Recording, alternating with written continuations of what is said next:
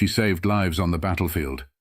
But when she needed saving, the system turned its back until one judge did the unthinkable. It was supposed to be a quiet night. A bitter wind cut through the streets of Columbus, Ohio, forcing pedestrians to pull their coats tighter as they rushed to warmer places. But for Vanessa Price, there was no warm place to go. She sat curled in the corner of an abandoned building on Livingston Avenue, her back pressed against the cracked wall. The cold seeped through her thin jacket. But it was better than the sidewalk. She had learned to make herself invisible, to shrink into the shadows, to avoid the stares of people who saw her as nothing more than an inconvenience. The city was filled with folks like her. Veterans left behind, forgotten after they had given everything. But tonight, her luck had run out. A flashlight beam cut through the darkness. Footsteps, heavy and deliberate, echoed off the empty walls. "Ma'am, you can't be here." Vanessa barely looked up. She had heard it before. The usual routine: get up, move along, don't cause trouble. But tonight, she was too tired to fight. "Ma'am," the voice was firmer now, "you're trespassing." Two Columbus Police Department officers stood over her. One, a younger cop with a rigid posture, kept his hand near his holster. The other, older and heavier, exhaled like he'd been through this too many times before. "I got nowhere else," Vanessa murmured, her voice hoarse from the cold. "That's not my problem," the younger one snapped. "On your feet." She moved slowly, joints stiff from sleeping on concrete. Her old army injury, the one that had cost her a real future, flared up, making her wince. "You got any weapons?" the older cop asked, more out of routine than concern. Vanessa shook her head, too exhausted to feel humiliated. The younger officer grabbed her arm, hard. "Come on, let's go." Vanessa tensed. It was instinct, a reflex built from years of discipline. Her body stiffened, like she was back in formation. The young cop mistook it for resistance. Next thing she knew, she was face down on the ground, her cheek scraped against rough pavement. A knee pressed into her back. "You're under arrest for trespassing," the voice above her said. For a moment, she couldn't breathe. Not from the pressure, but from something deeper. The sheer weight of it all. She had once worn a uniform, saluted the flag, fought for a country that now saw her as nothing more than a nuisance. And now, she was being hauled off like a common criminal. The older officer sighed. Maybe he saw something in her, maybe he didn't. Either way, the cuffs clicked shut around her wrists. And just like that, Vanessa Price, former U.S. Army sergeant, became another case number in the system. But the real fight was only just beginning. But what happened next, in that cold, fluorescent-lit courtroom, would leave everyone speechless. The ride to Franklin County Correctional Center was silent. Vanessa sat in the back of the patrol car, her wrists aching from the cuffs. The city lights blurred past the window, but she didn't look at them. She had seen this city from every angle, marching through it in uniform, walking through it in search of work, and now being driven through it like a criminal. At the station they took her fingerprints, took her picture, took what little dignity she had left. A female officer handed her a pair of worn slippers and an orange jumpsuit. "Change," the woman said, avoiding eye contact. Vanessa hesitated, holding the fabric in her hands. She had worn military fatigues with pride. Now she stood in a freezing cell, dressed in something meant for people who had given up. She hadn't given up. Not yet. She had done everything right. She had enlisted straight out of high school, serving 2 tours overseas. She had taken the injuries, the nightmares, the sleepless nights. When she came home, she thought her country would take care of her the way she had taken care of it. She was wrong. The VA clinic had a 6-month waiting list. The disability checks barely covered food. The job applications went unanswered. Employers asked about her employment gap, and when she told them, they nodded sympathetically, but never called back. And then came the eviction. Her landlord didn't care that she had served. The rent was overdue. That was all that mattered. She tried the shelters. But they were full. Always full. So she found an abandoned house on Livingston Avenue. It had no heat, no running water, but at least it had 4 walls and a roof. She wasn't a criminal. But tonight, she would sleep behind bars like one. Her stomach growled, but she ignored it. She was used to hunger. The cell smelled like sweat and disinfectant, a place meant to strip people of their humanity. A tired-looking public defender visited her the next morning. "Vanessa Price?" He flipped through a thin folder. "You're being charged with trespassing. It's a misdemeanor, but if you have priors—" "I don't." He nodded. "Okay. The DA might offer a deal. Time served, maybe some community service. You have any place to go if they let you out?" She didn't answer. The truth was, she had nowhere. "Right," he sighed, scribbling something in his notes. "You'll be in front of the judge tomorrow. Just be respectful, and we'll see what happens." She didn't have high hopes. She had seen how the system worked. People like her, people without homes, without power, rarely walked away from courtrooms with dignity. That night, she lay on the stiff cot, staring at the ceiling. Would they let her go? And if they did, where would she go? But she had no idea that by the next afternoon, her name would be on everyone's lips. The next morning, Vanessa stood in the cold holding cell, waiting to be called. Her hands trembled, not from fear, but from exhaustion. She hadn't slept. How could she? A guard finally opened the door. "Let's go, Price." The courtroom was smaller than she expected. The kind of place where cases were handled quickly, just another item on the judge's long list. Vanessa shuffled forward, wrists shackled, the chain around her waist rattling slightly. A few people sat in the gallery, strangers with nothing better to do, some watching, some pretending not to care. A journalist sat in the back, notebook in hand, ready to document another nameless case. Then there was the judge. Judge Thomas Whitaker, white-haired, glasses sliding down his nose, looking like he'd seen 1,000 cases just like this. He barely glanced up as he flipped through the paperwork. "Vanessa Price," the clerk announced, "charged with criminal trespassing. How do you plead?" Her lawyer nudged her. "Not guilty, Your Honor," she answered, her voice steady. The prosecutor stood, a woman in a sharp grey suit, flipping through her notes as if she had already decided Vanessa's fate. "Your Honor, the defendant was found trespassing in a condemned property. Officers removed her after multiple complaints from local residents. We ask for standard sentencing, time served and mandatory probation." The words stung. Just another defendant. Not a person. Not a veteran. The judge finally looked up. "Miss Price, do you have anything to say for yourself?" Vanessa hesitated. What could she say that would make a difference? "I'm not a criminal, Your Honor," she said finally. "I just needed somewhere to sleep." A murmur rippled through the room. The judge sighed, pinching the bridge of his nose. "Miss Price, the law is clear. That property was not yours." "I know," she admitted. "But I didn't have a choice." The prosecutor raised a brow.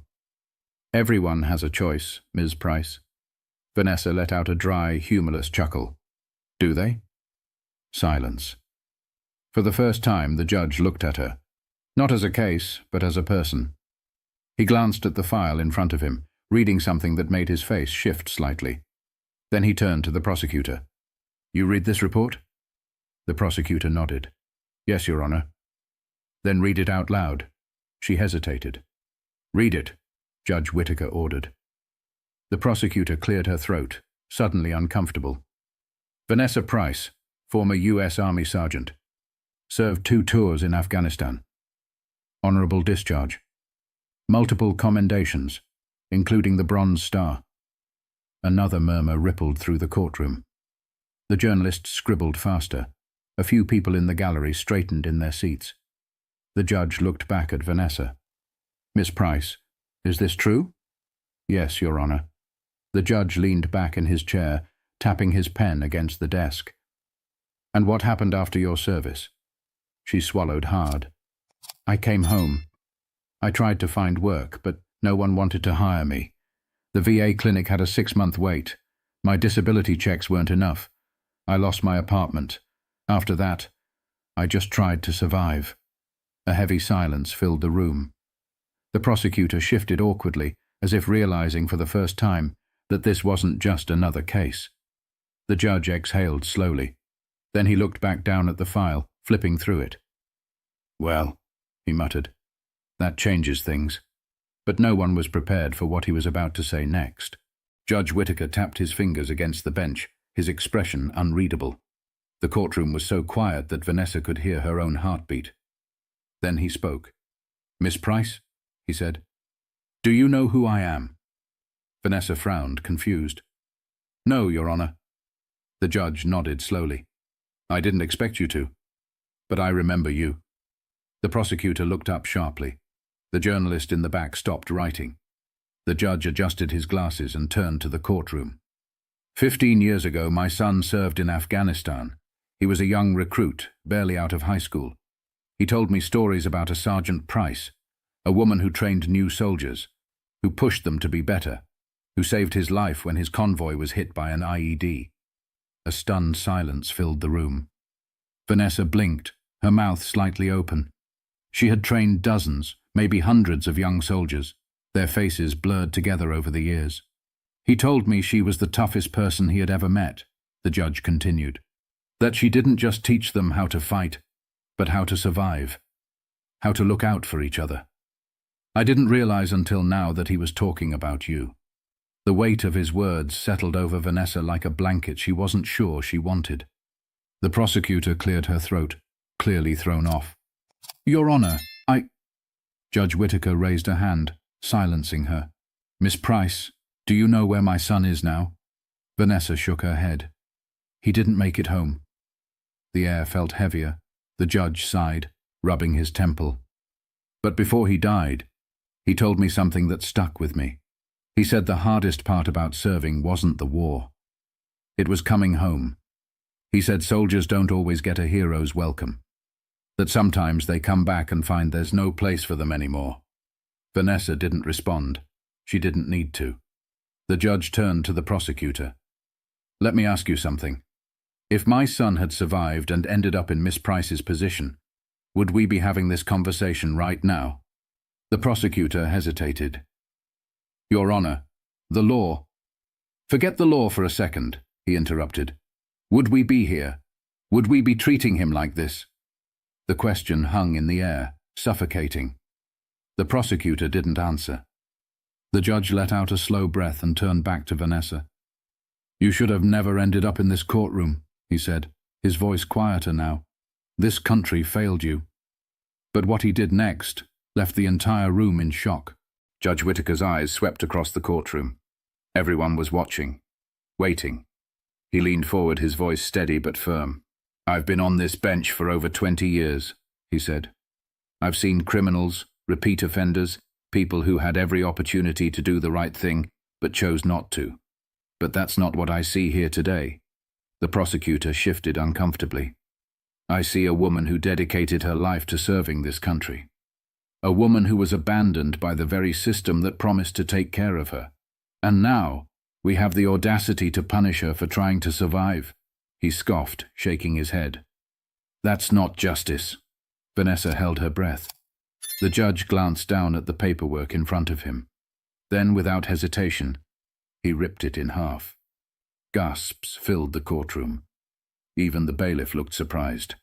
"Miss Price," he said, tossing the torn pages aside, "I'm dismissing this case. Effective immediately, you are free to go."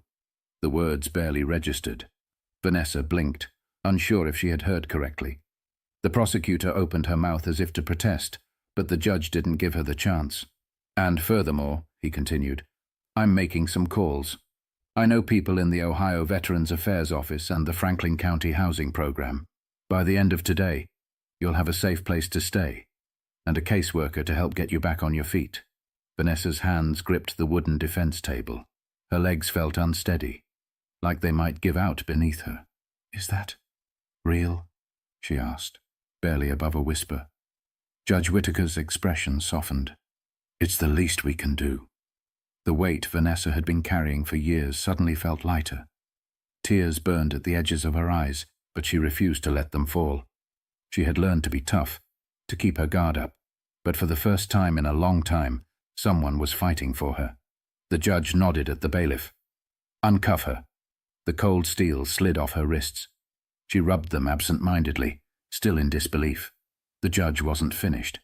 He turned back to the prosecutor. "And I expect your office to start looking at these cases differently. You don't get to just check a box and move on. People's lives are at stake." The prosecutor, now visibly flustered, gave a stiff nod.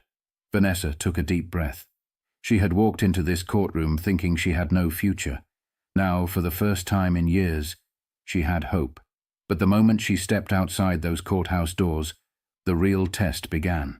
The cold air hit Vanessa as she stepped outside the Franklin County Courthouse. She stood on the steps, blinking at the afternoon sun, feeling like she had just woken from a dream. She was free. But freedom was complicated. A few reporters had gathered, sensing a story. One of them, a woman with a press badge hanging from her neck, rushed forward. "Miss Price, how does it feel to have your case dismissed?"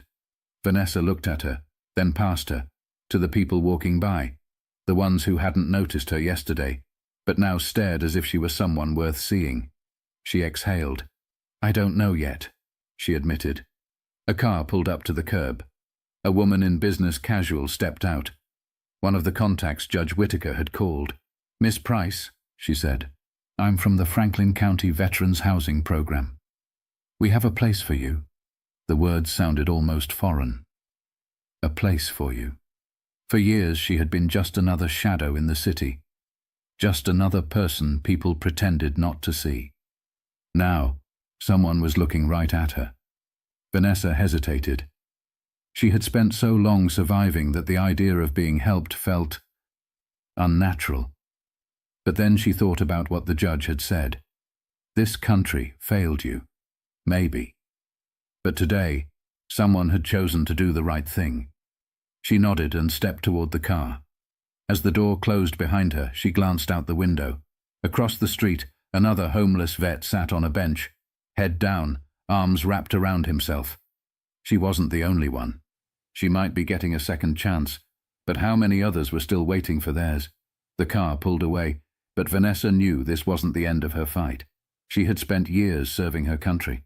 Maybe now it was time to fight for the ones who had been left behind. How do we let this happen? Men and women serve this country, sacrifice their bodies, their minds, their futures, and when they come home, they're left to fend for themselves. Forgotten. Punished for struggling.